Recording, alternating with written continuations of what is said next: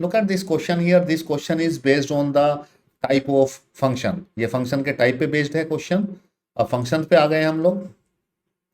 If you look at this question, prove that the greatest integer function r to r is given by x equal to this. So this is the function given fx equal to like this, x is inside the bracket. Greatest integer function को ऐसे denote करते हैं brackets जैसे मैंने यहाँ पे बना रखे हैं। सो इसकी डेफिनेशन अगर यहाँ पे देखें तो आप is 1 to 1 nor onto, ये प्रूव करना है। इसकी डेफिनेशन भी दे रखी है ग्रेटेस्ट की, it's greatest integer less than और equal to X. So basically पहले मैं आपको ग्रेटेस्ट इंटीजर फंक्शन के बारे में थोड़ा सा बता देता हूँ, then it will be more clear to you. So greatest integer function को ऐसे एक्स से डिनोट किया जाता है। Let me tell you about the greatest integer function on the next page. Suppose if a function f x is equal to like this x, तो इसकी definition कहती है अगर यहाँ पे 1 है एक्स की जगह पे, तो ये ग्रेटेस्ट इंटीजर फंक्शन का काम क्या है, ये हमेशा बाहर इंटीजर वैल्यू देता है, ये हमेशा बाहर इंटीजर वैल्यू देता है। ठीक है, यहाँ पे 1 है अंदर तो ये 1 दे देगा, 2 है अंदर तो 2 यहाँ पे हमें मिलेगा, अंदर 3 है तो 3 मिलेगा, अंदर इंटीजर है तो बाहर इंटीजर मिलेगा, 0 है तो बाहर 0 मिलेगा। ठीक है, अगर अंदर इंटीजर नहीं है तो उस केस में ग्रेटेस्ट इंटीजर फंक्शन क्या काम करेगा। देखिए अंदर लिखा हुआ है 0.1, क्या 0.1 इंटीजर है? नहीं, 0.1 इंटीजर नहीं है। तो ग्रेटेस्ट इंटीजर फंक्शन क्या काम करेगा, ये देखेगा 0.1 कहाँ लाई कर रहा है, तो 0.1 लाई कर रहा है 0 और 1 के बीच में, तो यहाँ पे एक इंटीजर 0 और इंटीजर 1 के बीच में लाई कर रहा है।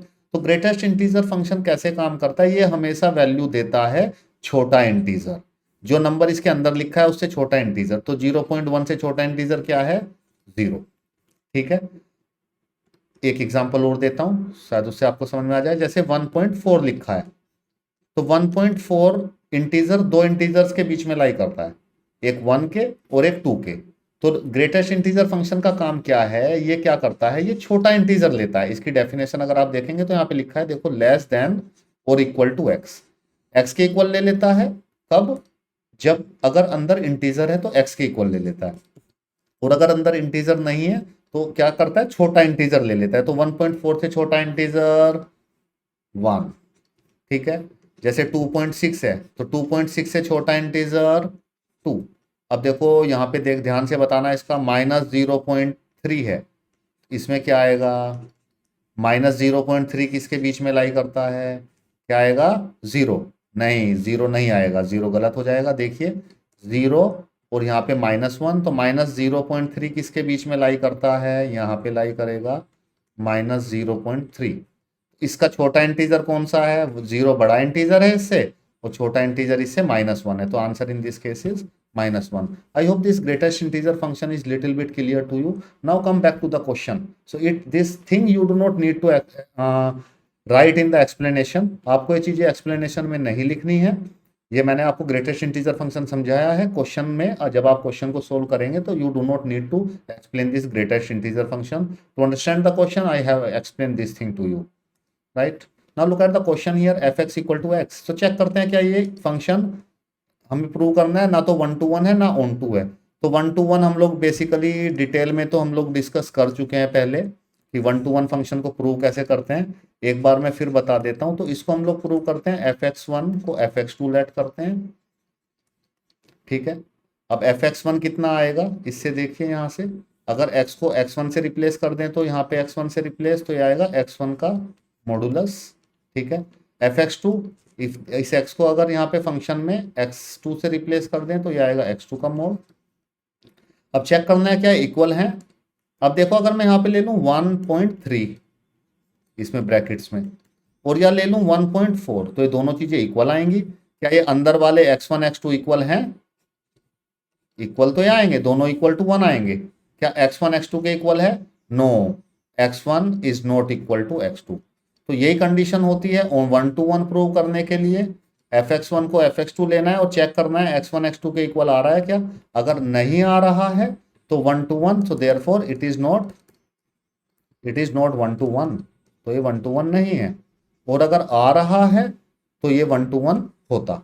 ठीक है, ऑन टू चेक करते हैं,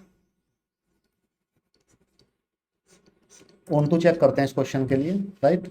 ऑन टू के लिए क्या करना है, ऑन टू के लिए लेट करना होता है, प्रोसीजर है let f x is equal to y. So y is equal to f x कितना दे रखा है इस तरह से। अब हमें चेक करना है for each and every value of y is there exist some x. क्या वाई की सभी वैल्यूज के लिए एक्स एग्जिस्ट कर रहा है ऑन टू फंक्शन के लिए। तो ये y है यहाँ पे है x। ठीक है, थोड़ा सा इसको समझ लेते हैं। रियल नंबर से है 0 1 2 3 -1 -2 -3 पॉइंट में भी है। ठीक है, अगर देखिए मैं यहाँ पे 0 लेता हूँ तो 0 आ जाता है, 1 लेता हूँ तो 1 आ जाता है, 2 लेता हूँ तो 2 आ जाता है, -1 लेता हूँ तो -1 आ जाता है, -2 लेता हूँ तो -2 आ जाता है। अगर मैंने ले लिया यहाँ पे 2.3 x की वैल्यू, तो फिर x कितना आएगा 2.3 से छोटा इंटीजर, तो y कितना आएगा 2। अगर मैं ले लेता हूँ 2.4 तो कितना आएगा 2।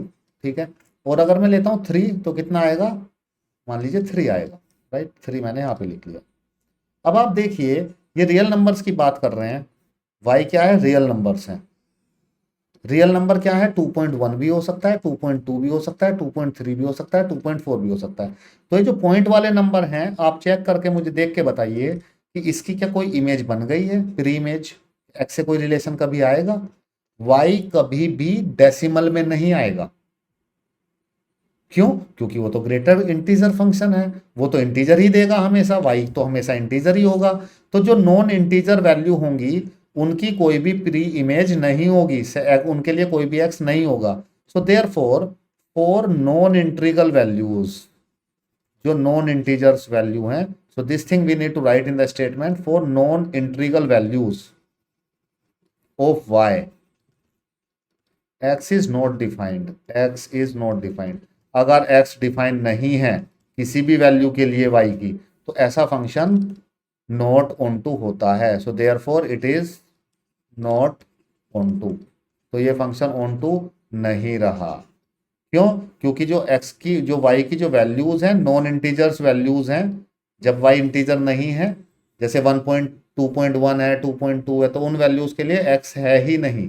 तो अगर x एग्जिस्ट नहीं करता है तो वो फंक्शन कैसा होता है, not onto. Right, I hope this question is clear to you.